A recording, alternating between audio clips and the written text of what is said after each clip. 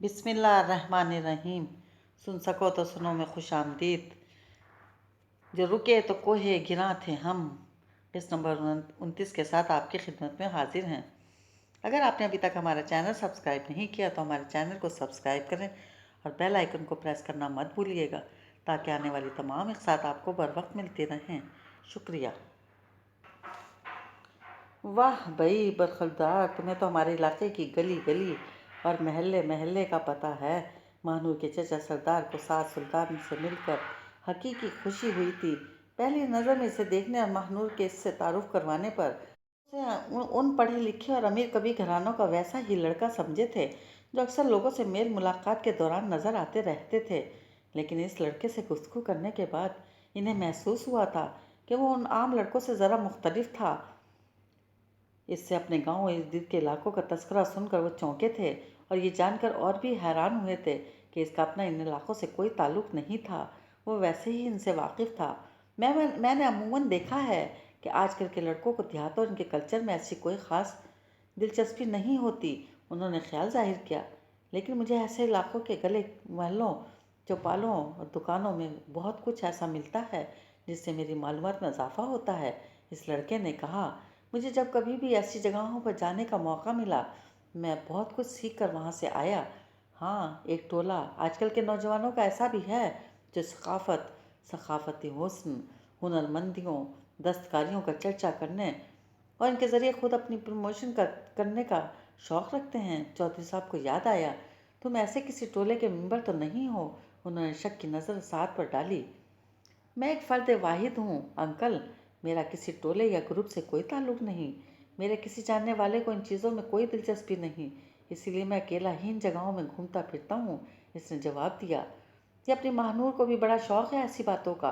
ताई साबरा जो अब तक खामोश बैठी ये गुफ्तगू सुन रही थी, ज़्यादा देर खामोश ना रह सकी। पिछले साल काफ़ी दिन हमारे पास रही थी, इसे गाँव बड़ा पसंद आया था, पर गाँव से ज़्यादा तो इसको बांदर वाले का तमाशा देखने का शौक़ था। रोज़ बच्चे दौड़ाती थी, जाओ जाकर देख कर आओ बांदर वाला आया कि नहीं। वो कमबख्त भी एक दफ़ा आकर कहीं गरूंद हो गया। फिर चौधरी साहब ने पैसे दाने देकर ख़ास तौर पर बुलाया बांदर वाले को। फिर भला क्या हुआ था? उन्होंने सवालिया नज़र से चौधरी साहब की तरफ देखा और इधर से जवाब ना पाकर साथ की तरफ देखने लगी। पता नहीं वो बांदर वाला कोई और था या इसकी बांदर बांदरी कोई और थी। महानूर का तो मूड ही नहीं ठीक हुआ। बड़े दिन फेर बाबे मंगू का मेला भी इसे पसंद ना आया। गुस्से के मारे इसी दिन सामान बांध कर वापस अपने घर उन्होंने हंसते हुए कहा। ताई साबरा की बात सुनते हुए साथ के चेहरे पर फैली मुस्कुराहट गहरी होती गई। इसने महानूर को देखा जो खुजल होते हुए ताई साबरा को घूर रही थी। वाह भाई महानूर, साबित हुआ कि तुम कोई बात दिल में रखना चाहो भी तो नहीं रख सकती। इस रोज़ महानूर के घर काफ़ी वक्त गुजारने के बाद जब वो वापस जाने के लिए निकला, उसने घर के गेट के करीब खड़े होकर महानूर से कहा। हाँ शायद, महानूर ने सादगी से एतराफ़ किया। मैं बौखलाहट और दबाव में कई ऐसी हरकतें कर जाती हूँ जो नहीं करनी चाहिए। शायद इसलिए मैं तुमसे कहता हूँ कि तुम बहुत प्योर हो, तुम में बिल्कुल फ़रेब नहीं है, और शायद यही वजह है कि आज हम अच्छे दोस्त हैं, इसने कहा। दोस्त? महानूर का जहन इस एक लफ्ज़ पर अटक गया कि ये ताल्लुक़ सिर्फ दोस्ती का है, इसने सोचा। वो शायद इस सोच को अल्फाज में ढालकर साथ के गोशे गुजार भी कर देती, जो यकीनन बाद में इसको अपनी इज्जत पसंदी और हमाकत महसूस होती। लेकिन इससे पहले कि वो ये काम करती, चौकीदार के कमरे से खारी ने अचानक बाहर निकल कर इसे इस हमाकत से बचा लिया। अरे खारी, वो बेख्तियार मुस्कुरा दी।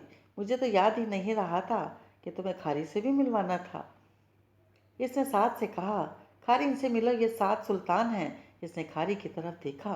खारी ने साथ की तरफ देखा और हाथ माथे तक ले जाते हुए इसे सलाम किया। अच्छा तो तुम खारी हो, साथ ने मुसाफा करने के लिए हाथ आगे बढ़ाते हुए कहा।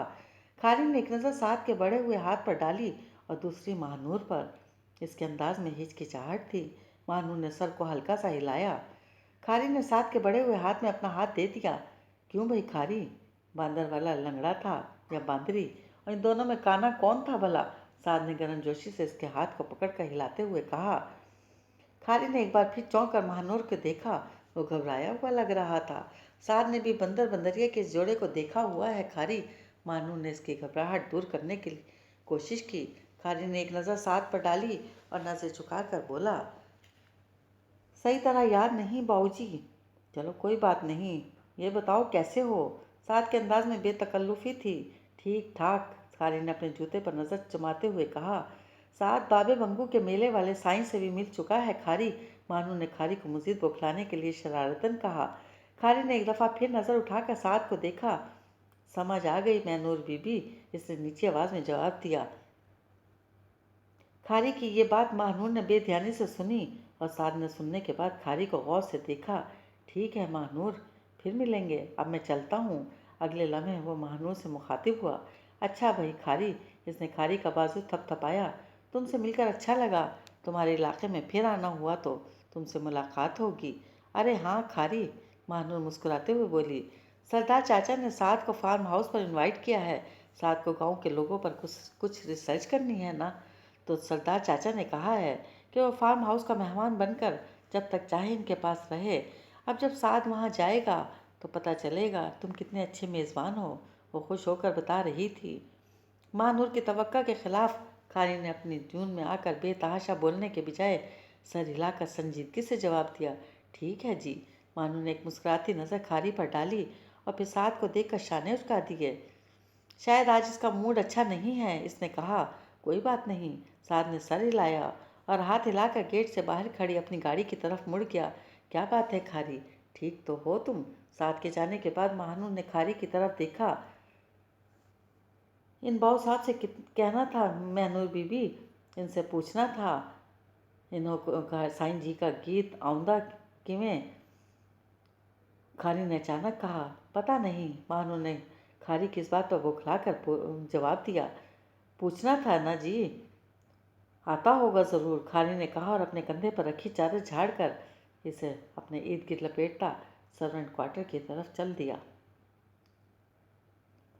साद पर छाई गहरी खामोशी और अपनी बात के जवाब में किसी खास रद्द अमल के ना आने पर आपा राबिया को दिल ही दिल में तशवीश थी।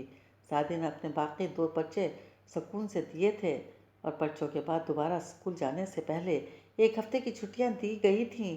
पर्चों से फारिग होने के बाद सादिया ने घर के कुल 2 कमरों, जिनमें से एक में वो लोग सोते बैठते थे और दूसरे में ज़रूरत का सामान रखा था, की तफसीली सफाई की थी। झाड़ पोछ और कुछ फालतू चीज़ों को निकाल बाहर करने और फर्शों की धुलाई का काम 2 दिन में मुकम्मल हुआ था। इसके बाद इसने छोटे से छप्पर के नीचे ईंटों की दीवार से बने इस नन्हे से बावर्ची खाने की राह ली थी, जो बारिश और तेज़ धूप की तपिश के दिनों में खाना पकाने के काम आता था। वरना तो सारा साल शहर में गड़े मिट्टी के चूल्हे पर ही खाना बनाया जाता था। जो टूटा फूटा सामान और काट कबाड़ मैंने सीढ़ियों के नीचे जमा किया है, इसे बड़ी सड़क वाले कबाड़ खाने में बेचकर पैसे मुझे दे देना। आपा राबे ने सुना सादिया मस्जिद में हिफ्स के लिए आने वाले हफीज़ से कह रही थी। बोतलें अलग करके रखनी थी ना सादिया बाजी? हफीज़ जवाब में सीढ़ियों के नीचे झुका सामान का जायज़ा लेते हुए कह रहा था। बस जो है ले जाओ और जितने पैसे मिलें ईमानदारी से ला कर देना, खा मत लेना। सादिया से ताकीद कर रही थी। और हाँ, नायलॉन के बर्तन बेचने वाला आए तो मुझे बताना। कार्ड कबाड़ लेकर जाते हुए नफीस को इसने पीछे से पुकार कर कहा। बुध के बुधवार आता है, हफीज़ ने गर्दन मोड़ कर जवाब दिया था। फिर भाग के जाओ और ये चीज़ें बेच कर आओ, आज बुध है, सादिया ने तेज़ी से कहा और सहन की तरफ मुड़ी। क्या करने हैं पैसे और क्यों बुला रही हो फेरी वाले को? इसके सामने आपा राबिया खड़ी थी। जो मसाले छोटी छोटी थैलियों में पड़े इधर उधर रुलते रहते हैं, इन्हें महफूज करके रखने के लिए 2-3 डब्बे खरीदने हैं और बस। सादिया ने नरमी से जवाब दिया था। इन चीज़ों से 2-3 डब्बे खरीदने के पैसे ही मिल जाएं, बड़ी बात है। वो नन्हे से बावर्ची खाने में घुस कर बोली। अभी तक ऐसे चल ही रहा है। आपा राबिया इसके पीछे आई। हर बात पर एतराज़ ना किया करें अम्मा। सादिया ने सर उठाकर इन्हें देखा। मेरे दिल में मज़ीद सवाल उठने लगेंगे। ये इसने नमक मिर्च और हल्दी की छोटी छोटी थैलियों की तरफ इशारा किया। इन्हें यूं रखे देख कर ख्याल आता है यकीनन हमारा ताल्लुक़ खाना बदोशों के ख़ानदान से है, जो मुस्तकिल ठिकाने बनाकर रहते हैं ना, मुस्तकिल घरदारी का सामान अपने पास रखते हैं। बस सलीक़े और फूहड़पन का पूरा इश्तिहार है ये बावर्ची खाना। आपा राबिया को लगा जैसे किसी ने इनके चेहरे पर सामने से घूंसा मारा हो। तवक्कल और अना, सादगी और फ़कीर की दौलत جس کے ہاتھ آ جائے وہ دنیا کی پریشانی اور غموں سے بے نیاز ہو جاتا ہے۔ اسے شکر اور صبر کی دولت عطا ہو جاتی ہے۔ وہ سامان دنیا کے جھنجھٹوں سے آزاد رہتا ہے۔ اسے سامان آخرت کی فکر آ گھیرتی ہے اور وہ اس کے اسباب ڈھونڈنے لگتا ہے۔ انہیں کسی کی آواز سنائی دی۔ توکل اور غنا، سادگی اور فقر، انہوں نے دل میں دہرایا۔ بس سلیقی اور پھوڑپن، انہوں نے الفاظ کا تجزیہ کیا۔ دنیا اور آخرت، وہ مانے پائے نہ پائے، فکر اور بے فکری، ہونے اور ہونے کی نہ ہونے کی کشمکش میں پڑنے لگیں۔ آپ کے پاس میرے کسی سوال کا جواب نہیں ہے اماں؟ سعدی نے ان کے چہرے پر چھائے اضطراب کو دیکھا اور طنزیہ انداز میں بولی، بہتر ہے کہ مجھے وہ کرنے دیں جو میں چاہتی ہوں، ورنہ میرے سوالوں اور ان کے جواب میں آپ کی خاموشی یا پھر مار پیٹ کا سلسلہ دراز ہو جائے گا۔ آپا رابعہ سعدیہ کی بات کے جواب میں خاموش رہیں اور اسی خاموشی کے ساتھ باورچی خانے سے نکل کر صحن میں آ گئیں۔ صحن میں دھوپ نے ڈیرا ڈال رکھا تھا۔ انہوں نے مٹی سے لپے پتے صاف ستھرے صحن کو دیکھا اور بے بسی سے دائیں بائیں سر گھمایا۔ کیا اس خالی صحن میں کہیں کوئی ایسی کینچی دستیاب تھی جس کے ذریعے وہ سعدیہ کے نئے نئے نکلنے والے پر قتل سکیں؟ اسی دم ان کے دروازے پر دستک ہوئی اور اس دستک نے جیسے اپنا ہاتھ بڑھا کر وہ کینچی ان کے ہاتھ میں پکڑا دی تھی۔ غضب خدا کا! سنا ہے مسجد کے ساتھ والی پرچون کی دکان میں جوا کھیلا جاتا ہے۔ کون سی دکان؟ ارے وہی تنگ تاریک پرچون کی دکان جس میں دن کے وقت بھی کالی رات جیسا اندھیرا چھایا رہتا ہے۔ سودا لینے جاؤ تو دکان والا لالٹین ہاتھ میں پکڑ کر ڈبوں میں جھانک جھانک کر سودا نکالتا ہے اور تولنے کے وقت لالٹین گاہک کے ہاتھ میں تھما دیتا ہے، لو جی ذرا اونچی کر کے پکڑنا، میں ذرا سودا تول لوں۔ تو ایسی اندھیری دکان میں جوا کھیلنے والوں کی آنکھیں نہیں جاگتی، یا پھر وہ پہلے ہی آنکھوں سے پٹ ہیں؟ جواری تو بصارت کی دولت سے مالا مال بھی اندھو موافق ہوتا ہے۔ واہ بھئی، تمہیں پتے کی یہ بات کس نے بتائی؟ تم ہمیشہ ایسی باتوں پر مجھے شرمندہ کرتی ہو۔ کیا دین اسلام کی باتیں ضرور میں کسی سے سیکھنے ہی جاؤں تو مجھے پتہ چلے گا؟ پیدائشی مسلمان ہوں میں۔ گاؤں کے مراسیوں کے سرپنچ گامے مراسی نے اذان دی تھی میرے کان میں۔ واہ واہ، یقیناً خاصا سریلا ہوگا گاما مراسی۔ مراسی میں سارے سریلے ہوتے ہیں، وہ تو بھانڈ ہوتے ہیں جو بیٹھے گلوں اور بے سری آوازوں میں گاتے ہیں۔ اچھا جی، مجھے تو علم نہیں تھا کہ بھانڈ اور مراسی دو الگ الگ اقسام ہیں۔ توبہ توبہ، بھانڈ تو مسخرہ ہوتا ہے، جھوٹی تعریفیں کرنے والا۔ بھانڈ ڈوبتا ہے، لوگ کہتے ہیں، گاتا ہے۔ کانوں کے ہاتھ ایسے لگا رہی ہو جیسے کوئی گناہ کی بات کہہ دی میں نے۔ کانوں کو ہاتھ نہ لگاؤں تو اور کیا کروں؟ مراسی کی شان میں گستاخی کر دی تم نے۔ ہیں واقعی؟ ہاں تو اور کیا۔ مراسی کی تو شان یہ ہے کہ بڑے بڑے عزت دار اس کے پاس اپنے شجرے رکھواتے ہیں۔ جب ہی تو وہ مراسی جب کسی کی عزت اتارنے پر آتے ہیں تو اس کے آباء و اجداد کی شان میں ایسے ایسے قصیدے پڑھتا ہے کہ سننے والے کو جگہ نہیں ملتی سر چھپانے کی۔ بس تو پھر سمجھ لو مراسی کی شان کیا ہے۔ اس کی زبان کھل جانے کے ڈر سے بڑے بڑے اس کے سامنے اپنی دستار جھکا دیتے ہیں۔ اچھا تو پھر اگر بھانڈ ہی لوگوں کی جھوٹی تعریف کرتا ہے تو تم مراسی ہو کر کیوں ایسا کرتی ہو؟ میں نے کب کسی کی جھوٹی تعریف کی؟ روز کرتی ہو۔ اس روز اسلام آباد والے کو کیا کہہ رہی تھی؟ کیا کہہ رہی تھی کہ نیلی جرسی اور کالی پتلون میں وہ وحید مراد لگ رہا تھا؟ کیا نہیں لگ رہا تھا؟ گلے میں سرخ ڈبی والے مفلر ڈالے سالگرہ والا وحید مراد لگ رہا تھا کہ نہیں لگ رہا تھا؟ توبہ، وہ مبالغہ رائی کی بھی کوئی حد ہوتی ہے؟ اور اس سیٹھ حسین ہوٹل والے کو کہتی ہو صدقے جاؤں آپ کی قسمت کے، واری جاؤں آپ کے بھاگوں کے، جو رفیق آتا ہے چودھری کے ساتھ تو دونوں کو شانوں والی جوڑی اور موتیوں والی سرکار کے لقب کون دیتا ہے؟ آئے ہائے، پھر یہ تو کہنا ہی پڑتا ہے۔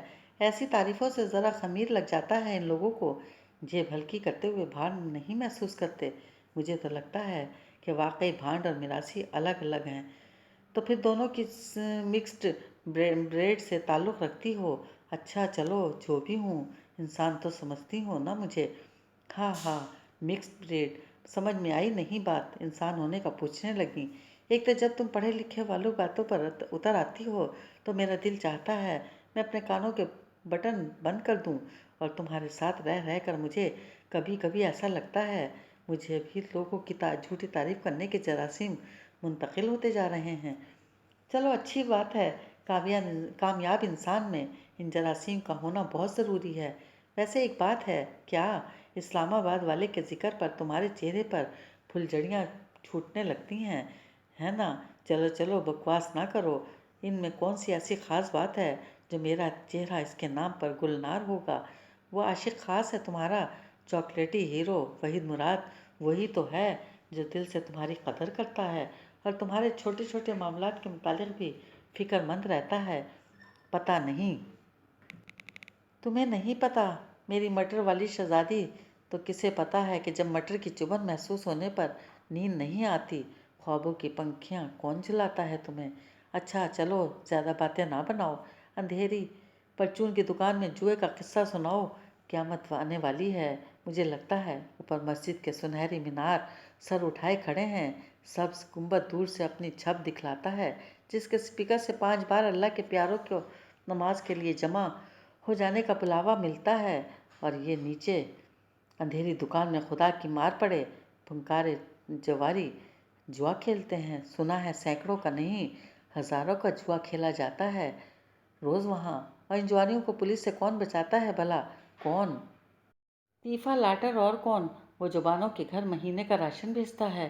ہاں وہی ہے جو پرچون کی دکان پر چھاپا پڑنے دیتا ہے، نہ تالاب والی گلی میں شراب کی بھٹی بند ہونے دیتا ہے۔ وہی ہے نا تو جو ہمارے گھر ہر رات کو اٹھتی ساز و آواز کی صدا پر ناک بھون چڑھانے والے محلے داروں کو چوں بھی نہیں کرنے دیتا۔ ہاں وہی۔ آپ آواز کیوں پست ہو گئی تمہاری؟ یاد آیا کہ نہیں، ہمارے رزق روٹی کے وسیلے کو سایہ دینے والا بھی طیفہ لاٹر ہے۔ میں بھولی نہیں کبھی، مگر اس گھر میں تم طیفہ لاٹر کیا سارا محلہ جانتا ہے۔ قمار باز اور زانی شرابی نہیں، اچھی آواز کے شوقین آتے ہیں یہاں، لچے لفنگوں کی نہیں، غزل اور گیت کے شائقوں کی محفل جمتی ہے، شعر سنائے جاتے ہیں اور ادب و تاریخ پر بحث ہوتی ہے۔ یہ کسی رنڈی کا ڈیرا نہیں، سروں کی ملکہ کا ٹھکانہ ہے، اسی لیے طیفہ لاٹر اس طرف کسی کو آنکھ اٹھانے نہیں دیتا۔ دل کو بہلانے کے لیے ہر کوئی اپنے لیے دلیلیں ڈھونڈ لیتا ہے۔ میری عزیز جان سہیلی، یہ طائف کا ڈیرا ہے یا سر کی محفل کا ٹھکانہ، دونوں برابر ہیں۔ گناہ تو ہوتے ہیں، ہوتے ہی رہتے ہیں۔ ابلیس نے یوں ہی تو اللہ سے مہلت نہیں مانگی تھی، پر مسجد کے نیچے جوا، یہ تو بہت بری بات ہے نا۔ مسجد کے زیر سایہ خرابات کا منظر ہے۔ کس کا منظر ہے؟ رہنے دو، تمہاری سمجھ میں نہیں آئے گا۔ چلو نہ بتاؤ، میں اسلام آباد والے سے پوچھ لوں گی کہ مسجد کے زیر سایہ کون سا منظر ہوتا ہے۔ وہ بیچارہ جمع دو چار جگ کرنے والا تمہیں شاعرانہ کا مطلب کیا سمجھائے گا؟ کیوں نہیں سمجھا پائے گا؟ وہی تو ہے جو تم سے میل درد اور آتش کی غزلوں کی فرمائش کرتا ہے۔ باقی لکیر کے فقیروں کی توتی تو غالب سے شروع ہو کر غالب پر ہی ختم ہو جاتی ہے۔ غالب نہ ہوا، غالبہ ہو گیا جو سب سے اچھی شاعری کرتا تھا۔ واہ دیکھ لو، تمہیں پڑھے لکھوں کی محفل میں بیٹھ کر کیسی ٹھکانے کی گفتگو آنے لگی ہے۔ پھر بھی میراسن ہونے کا طعنہ دینے سے باز نہیں آئیں۔ میراسن کی تو شان ہی اور ہے، بڑے بڑوں کے شجروں کے امین میراثی۔ ہا ہا ہا۔ آپ کی دوست فضہ ظہور سے ملاقات کے بعد آپ سے ملنے کا بہت شوق تھا مجھے، کیونکہ ماہنور نے بتایا تھا کہ وہ فضہ ظہور کو آپ کی توسط سے جانتی ہے۔ میں سمجھا ہوگا کہ آپ بھی فضہ ظہور کی طرح انتہائی مردم بیزار اور کھڑوس خاتون ہوں گی۔ ماہنور نے مسکراتے ہوئے کہا، دیکھا تم نے فاطمہ اور ختیجہ خالہ کتنی سویٹ ہیں۔ ہاں یہ تو ہے، وہ مسکرایا۔ وہ بیچاری بھی ایسی تو نہیں ہوا کرتی تھی جیسے تم لوگ بتا رہے ہو۔ ختیجہ نے افسوس سے سر ہلاتے ہوئے کہا، نہ جانے کتنے سالوں میں اس پر کیا گزری بیچاری جو وہ ایسی ہو گئی۔ وہ کیا اپنے والدین کی اکلوتی اولاد تھیں؟ سعد نے پوچھا۔ میرا مطلب ہے کبھی کبھار ایسا بھی تو ہوتا ہے کہ ماں باپ کی اکلوتی اولاد ان کے بعد کسی بھائی بہن کے نہ ہونے کی وجہ سے خاندانی تعلقات کی عدم موجودگی میں تنہائی کا شکار ہو جاتی ہے۔ ارے اس کا تو خاصا بھرا پورا خاندان تھا۔ اس کا باپ GC میں ایسوسی ایٹ پروفیسر تھا، دادا ایچسن میں پڑھایا کرتا تھا، ایک چچا کیمبرج سے گریجویشن کر کے آیا تھا، اور اس کا نانا پاکستانی سفارتکار تھا۔ اس کے خاندان کی اگلی نسلیں تو یہاں وہاں ہر جگہ کے اہم عہدوں پر کام کر رہی ہوں گی، وہ تنہا کیسے ہو سکتی ہے؟ فاطمہ نے کہا۔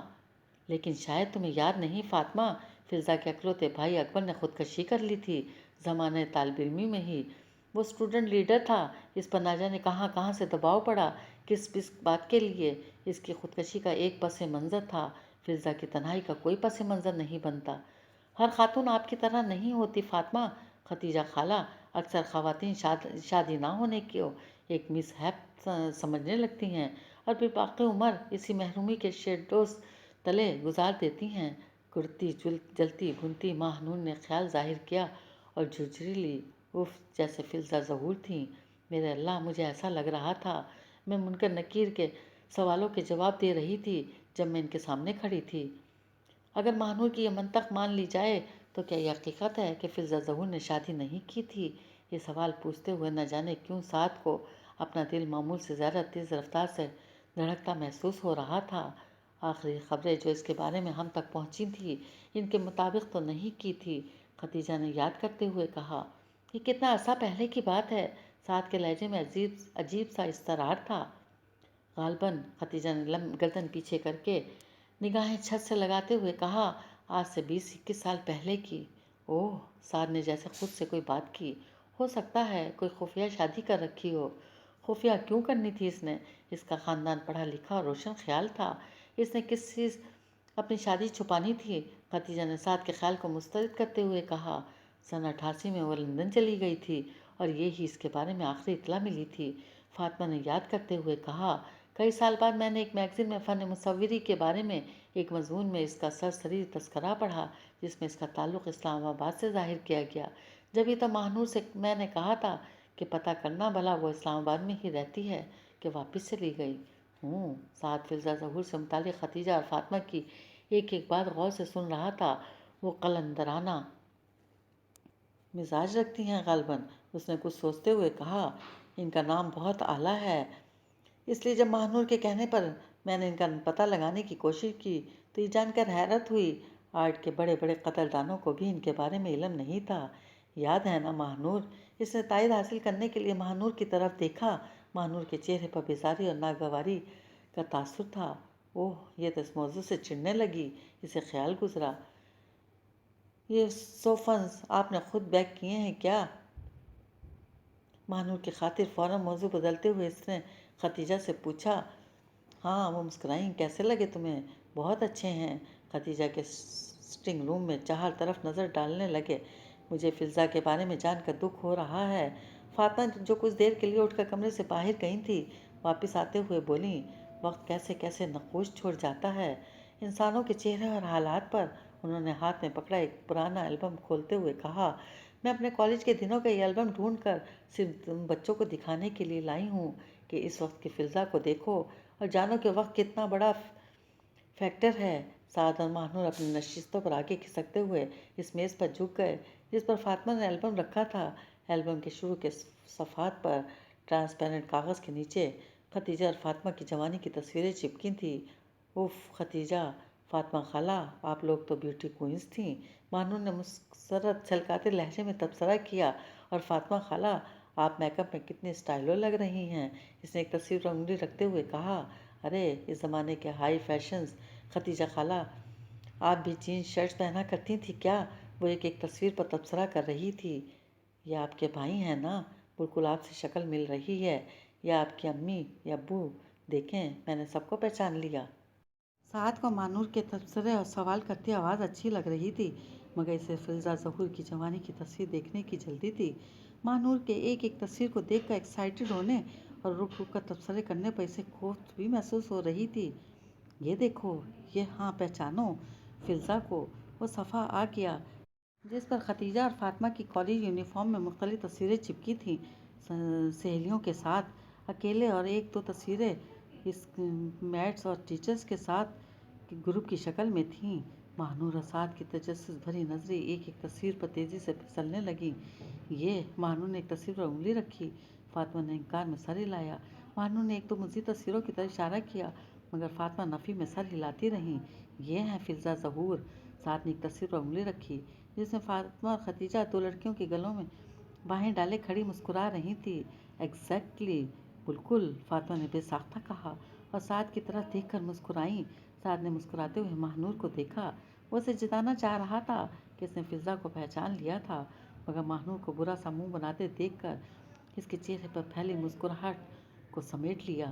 یہ بڑی یادگار تصویر ہے۔ فاطمہ اس تصویر کو دیکھتے ہوئے مسکرا رہی تھی۔ اس میں خدیجہ، فضا اور شہناز ہیں۔ ہم لوگ پنجاب یونیورسٹی کا بین الکلیاتی تقریری مقابلہ اٹینڈ کرنے گئے تھے۔ شہناز کنیڈ میں پڑھتی تھی اور ہم LC میں۔ شہناز کون فاطمہ خالہ؟ ماہنور نے میز سے چائے کے برتن سمیٹ کر ٹرے میں رکھتے ہوئے کہا۔ ہماری کزن تھی شہناز۔ فاطمہ سے البم لے کر وہ تصویر دیکھتے ہوئے خدیجہ نے کہا۔ بہت ذہین اور محنتی لڑکی، اللہ نے اسے حسن کے ساتھ ساتھ اور بھی بہت سی خوبیوں سے نواز رکھا تھا۔ اب کہاں رہتی ہیں وہ؟ ماہنور ٹرے اٹھا کر کھڑے ہوتے ہوئے بولیں۔ اب شاید وہ اس دنیا میں نہیں ہے۔ خدیجہ کے لہجے میں تعصب اتر آیا۔ شاید؟ ماہنور اور سعد بیک وقت بولے۔ ہاں، خدیجہ نے گہرا سانس لیتے ہوئے البم بند کیا۔ سنا تھا شہناز کے شوہر نے اسے قتل کر دیا تھا۔ اوہ، اب کے بھی؟ ماہنور اور سعد کی آواز کمرے میں ایک ہی وقت میں گونجی۔ آپ نے سنا تھا؟ ماہنور ٹرے واپس ٹیبل پر رکھ کر صوفے پر بیٹھ گئی۔ مطلب آپ کو خود نہیں پتا؟ شہناز کی آواز بڑی اچھی تھی، خدیجہ نے بتانا شروع کیا۔ وہ جسے کہتے ہیں نا، کوالٹی وائس۔ وہ اسکول کے زمانے میں گلوکاری اور نعت خوانی کے مقابلوں میں حصہ لیا کرتی تھی۔ پھر وہ اپنے والدین کے ساتھ انگلینڈ چلی گئی تھی۔ اس کے والد ہمارے ماموں تھے۔ ایک بار چھٹیوں میں وہ لوگ پاکستان آئے۔ ہمارے کزن کی شادی تھی۔ وہاں شہناز نے یوں ہی رشتہ داروں کی محفل میں 2-3 اس وقت کے مشہور نغمے سنائے۔ معلوم نہیں تھا کہ رشتہ داروں کی اس محفل میں بیٹھا ہمارے رشتے کی خالہ کا دیور ریڈیو پر کام کرتا تھا۔ اس نے جو شہناز کی آواز سنی تو بس نہ جانے کہاں اور کب اس کی جان کو ہی چمٹ گیا۔ ہم میں سے کسی کو کانوں کان بھی خبر نہ ہوئی اور وہ شہناز کو سبز باغ دکھا کر ریڈیو اسٹیشن لے گیا۔ آڈیشن کے لیے شہناز بی بی نے آڈیشن دیا اور پاس ہو گئی اور اپنے ابا سے ضد کرنے لگی کہ اسے یہیں پاکستان میں رہ کر پڑھنا ہے۔ ابا سمجھے غالباً بچی کو لندن کے نامعقول ماحول سے چڑ ہو گئی تھی، سو یہاں داخلہ کروا کر اسے ہمارے دوسرے ماموں کے پاس چھوڑ گئے۔ شہناز اور وہ ریڈیو پروڈیوسر صاحب شہناز کا کیسٹ مارکیٹ میں لانے کی تیاری میں جٹ گئے۔ اعتبار اور اعتماد کا زمانہ تھا۔ چھوٹے ماموں کی فیملی نے توجہ ہی نہیں کی کہ لڑکی کالج جاتی بھی تھی یا نہیں، دیر سے گھر لوٹتی تھی تو ایسا کیوں تھا؟ سب اپنی زندگیوں میں مگن تھے، مگر سب کی زندگیوں میں بے چینی کا پٹاخہ تو اس وقت پھوٹا جب شہناز کے گیت ریڈیو پر چلے، پھر اس کا کیسٹ مارکیٹ میں آیا اور پھر جناب عالی شہناز بی بی ریڈیو سے اٹھ کر ایک دن ٹی وی اسکرین پر جلوہ گر ہو گئیں۔ یہ خبر پل کے پل میں ادھر سے اٹھی اور لندن پہنچ گئی۔ بس جناب، پھر کیا تھا؟ شہناز کے والد صوم و صلات کے پابند، شرع کے عاشق۔ غصے میں آگ بگولا آ کر چھوٹے ماموں شہناز کے سر پر وہ برسے کہ اللہ مان۔ ادھر شہناز پر شہرت اور کامیابی کے بھوت نے اپنے پنجے گاڑ دیے تھے۔ اس نے باپ کی اس ڈیمانڈ پر کہ ان لغویات سے فوراً چھٹکارا حاصل کر لے، صاف انکار کر دیا۔ خوب مار ماری، بحثہ بحثی ہوئی، مگر نہ شہناز اپنے موقف سے ہٹی نہ والد صاحب میں لچک آئی۔ خدیجہ سانس لینے کو رکیں۔ ہمارے خاندان کے لیے ناقابل قبول صورتحال تھی۔ خدیجہ کے رکنے پر فاطمہ نے قصے کا سلسلہ جاری رکھتے ہوئے کہا۔ زمانہ بدل رہا تھا، مگر ہمارے یہاں شخصی آزادی کی حد کی ایک واضح لکیر جو نہ جانے کب کھینچ دی گئی تھی، اسے مٹانے کا کوئی تصور تک کرنے کو تیار نہیں تھا۔ فاطمہ نے بات سناتے سناتے سعد پر نظر ڈالی۔ انہیں اس کے چہرے پر تجسس اور محویت نظر آئی۔ لڑکا قصے اور داستانیں سننے کا شوقین لگتا ہے، انہوں نے دل میں سوچا۔ پھر کیا ہوا؟ کمرے میں ماہنور کی آواز گونجی۔ پھر ایسا ہوا کہ شہناز کے والد نے اس سے لا تعلقی کا اعلان کرتے ہوئے اپنی منقولہ اور غیر منقولہ جائیداد سے آگ کر دینے کی دھمکی دے دی۔ اوہ، یہ تو ایکسٹریم ری ایکشن ہو گیا نا، ماہنور نے بے ساختہ کہا۔ ایکشن بھی تو ایکسٹریم تھا نا۔ سعد نے ہونٹ پر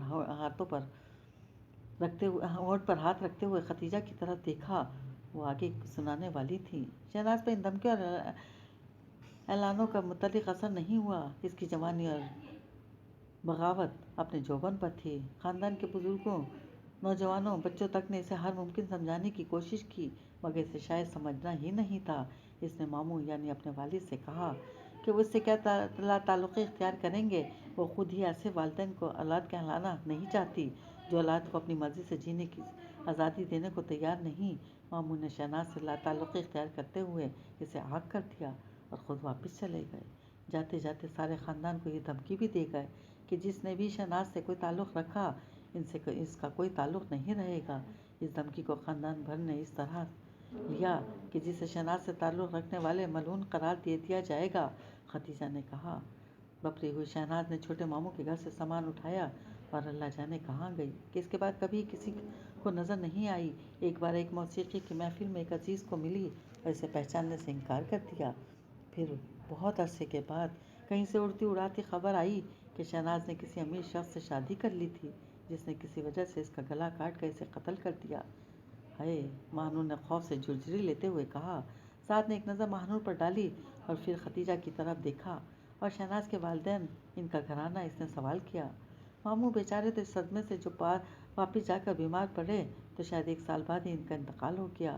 مضبوط اعصاب کے آدمی تھے مگر یہ انہونی اور پھر جذباتی فیصلے کے نتائج یعنی شہناز سے دوری کو سہ نہیں پائے۔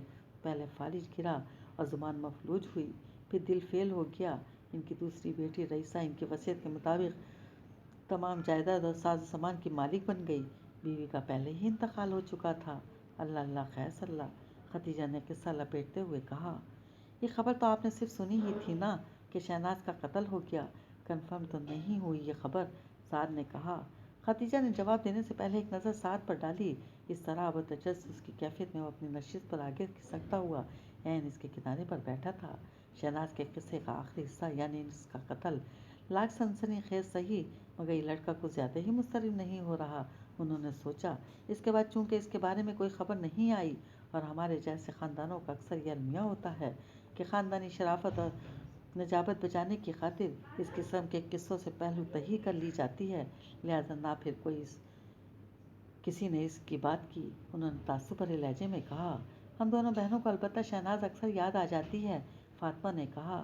وہ ہماری ہم عمر تھی، کزن ہونے کے علاوہ قریبی دوست بھی تھی، اس لیے ہماری بہت سی یادیں اس سے وابستہ ہیں۔ لیکن خاندان کے اکثر بزرگوں کی وفات کے بعد چونکہ اب ہم لوگ بزرگوں کی فہرست میں شامل ہو گئے ہیں تو وہی خاندانی شرافت اور نجابت امانت بن کر ہمارے ہاتھوں میں آ چکی ہے۔ کس سے پوچھیں شہناز کا قتل کیسے ہوا بھی کہ نہیں؟ فاطمہ کی بات سن کر سعد نے سر جھکا لیا۔ جی یہ بھی ٹھیک ہے۔ کچھ دیر بعد اس نے سر اٹھا کر فاطمہ کی طرف دیکھتے ہوئے کہا۔ اوہ سعد، کیا تم یہاں فلزا ظہور اس کی قسم کے دوسرے لوگوں کو ڈسکس کرنے آئے ہو؟ مانو نے جھنجھلاہٹ کا اظہار کرتے ہوئے کہا۔ سعد کو لگتا ہے ماضی کے قصوں میں خاصی دلچسپی ہے۔ خدیجہ زیر لب مسکراتے ہوئے بولیں۔ بے شک، سعد نے سیدھے ہو کر بیٹھتے ہوئے کہا اور مانور کی طرف دیکھا۔ مس ہیلوشم قسم کی اولڈ لیڈیز کے قصوں میں خصوصاً گویا اپنی ہم عمر لڑکیوں میں تمہاری دلچسپی بالکل صفر ہے، فاطمہ نے دانستہ کہا اور شرارت بھرے انداز میں ہنس دی۔ سعد نے سوچتے ہوئے جواب دیا۔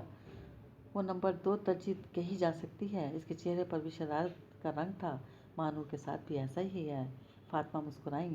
اسے میلوں میں کافی گاتے سائیں، بندر کے تماشے دکھاتے مداری، مٹی کے برتن بناتے کمہار قسم کے لوگ خوب اٹریکٹ کرتے ہیں، مطلب ہنرمند، خدیجہ نے اضافہ کیا۔ گویا سوانگ بھرنے والے لوگ ماہنور پر اٹریکٹ کرتے ہیں۔ سعد ہنستے ہوئے ماہنور کو دیکھنے لگا۔ میرا خیال ہے آپ مجھے یہاں سے چلے جانے چاہیے۔ ماہنور نے ناراض انداز میں ٹرے اٹھائی اور کچن کی طرف چل دی۔ بہت اچھی، بے ریا اور نیک دل لڑکی ہے، ماہنور کے جانے کے بعد فاطمہ نے سعد سے کہا۔ سعد نے اس بات میں سر ہلایا۔ آپ کا کیا خیال ہے، آپ کی کزن شہناز جیسے سنگر اور ایک میلوں میں گانے والی میراسن میں کوئی مماثلت ہو سکتی ہے؟ کیا وہ ایک ہی کیٹیگری میں شامل ہو سکتی ہیں؟ اس نے جلدی سے فاطمہ سے سوال کیا۔ میرا خیال ہے بالکل نہیں، فاطمہ نے کچھ دیر سوچتے رہنے کے بعد کہا۔ شہناز کی کوئی آڈیو کیسٹ یا ریڈیو پاکستان کی میوزک لائبریری میں محفوظ ریکارڈز شاید کہیں مل سکیں۔ تم کو موقع ملے تو کہیں سے ڈھونڈ کر سننا، تمہیں خود اندازہ ہو جائے گا کہ شہناز کی شخصیت میں اس کا خاندانی وقار اور رکھ رکھاؤ کیسے بولتا ہے۔ میراسن کا جو اسٹیٹس ہے شہناز سے بہت بلند، بہت مختلف تھی۔ ہمارے معاشرے میں البتہ یہ رواج عام ہے، خدیجہ نے دونوں کی بات سنتے ہوئے کہا۔ فلم میں کام کرنے والی لڑکی لاکھ چلا چلا کر کہے اس کا تعلق ایک معزز گھرانے سے ہے، ہم لوگ یہ ثابت کرنے پر تل جاتے ہیں کہ ضرور اس کا تعلق ریڈ لائٹ ایریا سے ہے۔ اس طرح جو گلوکارہ وغیرہ ہیں ان کی فیملی بیک گراؤنڈ کو نظر انداز کر کے عامیانہ سے انداز میں کہہ دیا جاتا ہے میراثی ہیں، یہ گویے سارے سب کا آپس میں سب کا پس منظر یہی ہے۔ فاطمہ نے دیکھا۔ خدیجہ کی بات سن کر لمحہ بھر کے لیے سعد کے چہرے پر کرب کی لہر دوڑی تھی، جسے دیکھ کر فاطمہ نے دل میں خود سے کوئی بات کہی اور سر ہلایا۔ اگر فلزا ظہور نامہ ختم ہو گیا ہو تو کوئی اور بات کر لی جائے۔ اسی دم مہنور نے کمرے میں آ کر گفتگو کا موضوع بدل ڈالا۔